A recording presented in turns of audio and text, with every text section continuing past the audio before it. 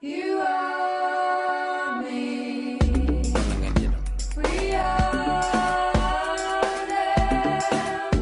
I am free. We begin life with the world simply presenting itself to us. A reality that is open to individual interpretation. But then, at a very early age, we are taught to perceive things in a certain predetermined and socially acceptable way.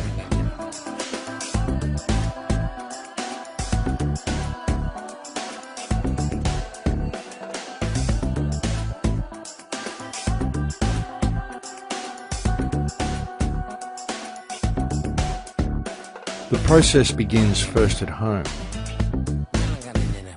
where we are influenced by the beliefs, the attitudes, and the behaviour of our parents and siblings.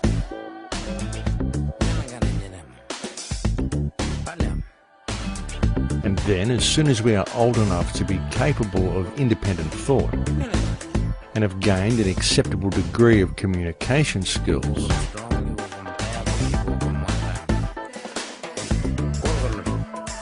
we are immediately placed within a tightly controlled education system,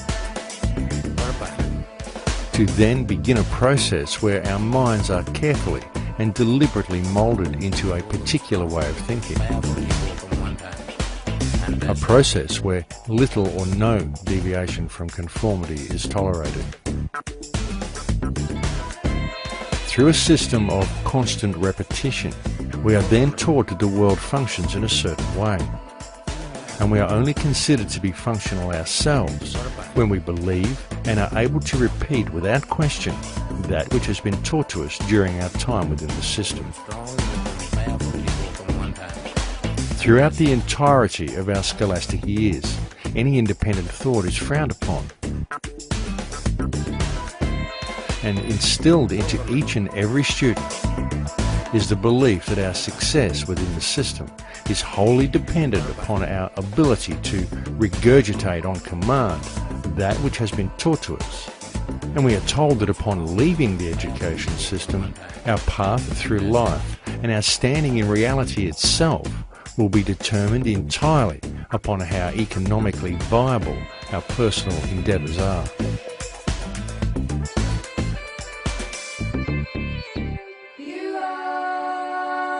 We are taught that it is only through profit and through continual financial gain that our personal success will be measured.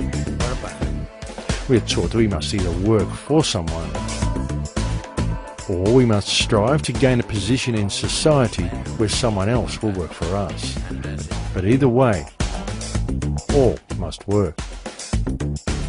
We are essentially taught to be slaves who will spend the majority of life in the pursuit of paper or of digital credits. And through our belief that this system is real, we find ourselves living within a society that has been structured in such a way that were we not to dedicate our time to the accumulation of such things, then all that nature has provided for us, all that nature has provided freely for the benefit of all, will remain forever out of reach.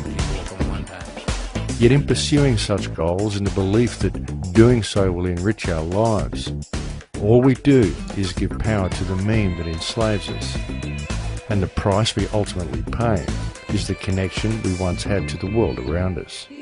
The price we ultimately pay is life itself.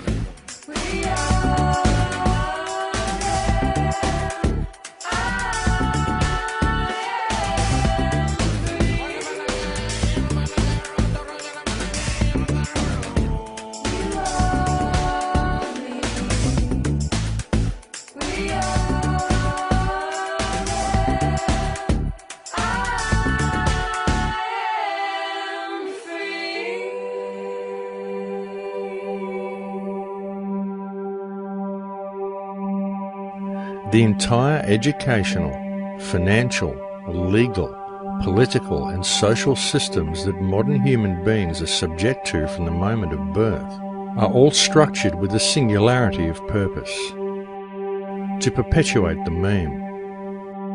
These systems are designed to ensure that each individual is kept locked into a left brain understanding of the world, is kept disconnected from the reality around them, and that each individual grows into adulthood with the understanding that the meaning of life is the one with the most wins. But life is not a board game, and there is far more going on in the world around them than most people ever realise, because there is far more going on around them than that which can be perceived by the five senses. In fact, there is an entire language and an entirely different way of communicating with creation that is readily available to all. Only due to the solely left brain perception of reality that has been forced upon them since birth, most people do not even realise such things exist. And it has been so long since most of humanity accessed and used these higher senses that they've simply forgotten the language. When you look at the brain, it's obvious that the two cerebral cortices are completely separate from one another. Our right hemisphere functions like a parallel processor, while our left hemisphere functions like a serial processor. Because they process information differently, each of our hemispheres think about different things, they care about different things, and dare I say, they have very different personalities. Our right hemisphere, it thinks in pictures, and it learns kinesthetically through the movement of our bodies. Information in the form of energy streams in simultaneously through all of our sensory systems, and then it explodes into this enormous collage of what this present moment looks like, smells like, and tastes like, what it feels like, and what it sounds like. I am an energy being connected to the energy all around me through the consciousness of my right hemisphere. My left hemisphere, our left hemisphere, is a very different place. Our left hemisphere thinks linearly and methodically. Our left hemisphere is all about the past, and it's all about the future. Our left hemisphere is designed to take that enormous collage of the present moment and start picking out details, and more details about those details. It then categorizes and organizes all that information, associates it with everything in the past we've ever learned, and projects into the future all of our possibilities. And our left hemisphere thinks in language. It's that ongoing brain chatter that connects me and my internal world to my external world. But perhaps most important, it's that little voice that says to me, I am. I am. And as soon as my left hemisphere says to me, I am, I become separate. I become a single, solid individual, separate from the energy flow around me and separate from you.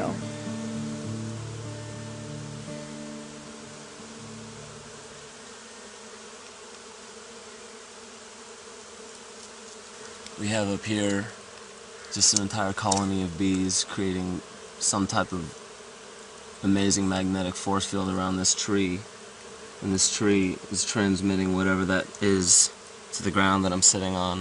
Whatever this language is that's coming from all these insects, all these species, to and from the earth, back and forth, it's incredible, and the amount of communication that goes into it. We still, for some reason, think that we are the center of the universe, even though we try to pretend that we're not. Somehow we think that everything that happens around here, all the species, they have whatever scientific evidence that we understand. These species pollinate this, those species do this, do that, and the other.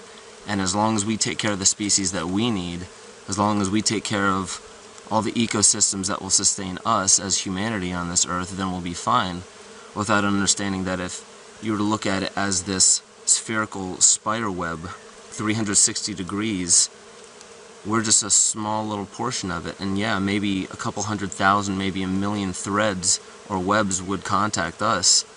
But when you branch it out and you understand that this entire web is connected to another spot, and there's 100,000 pieces that connect to that, 100,000 pieces that connect to the one down here, and overall, they're all connected in some way, shape, or form. So if you remove one because you don't think it's important enough, we seem to think it's insignificant because there's no direct impact on us. But I think that's such an illegitimate way of looking at it, because how could you say that any of this is not profound? How could you say any of it is insignificant when in the long run, it's not by a random occurrence that species grow in certain areas. It's not by a random occurrence that there are certain animal species in certain areas, certain plants in certain areas, and they all develop this massive ecosystem that feeds each other. How can we not say that specific ecosystems feed other specific ecosystems? How can we not say that the oceans are important to the deserts? How can we not say that all insects and species are important to plant life, important to mineral life? So, in a sense like that, just taking in all of these species that we see around us, taking in absolutely everything that we may not even see within that, the communication between them, we only see it from our perspective, but there has to be thousands, maybe millions, maybe infinite more methods of communication, some type of dialogue between these species and one another. And maybe we don't hear that because it's not necessary for us to. But to respect it, I think respect is one of the most important languages that we've lost, and I think love is the most important language that we've lost.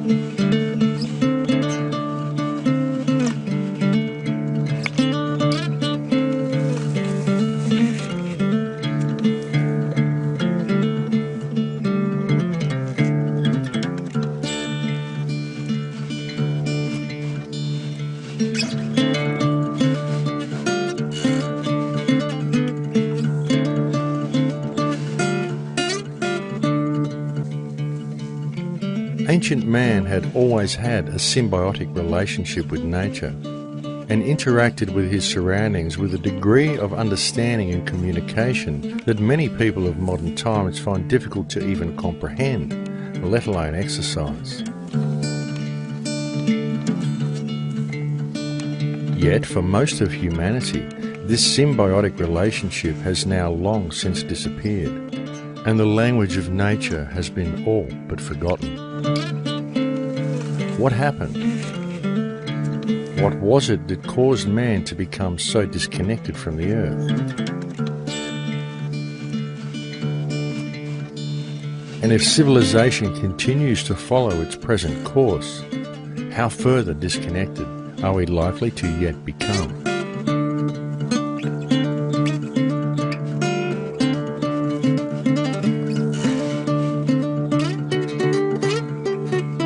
As we merge with machines, and I think it's inevitable that we will transform into something new.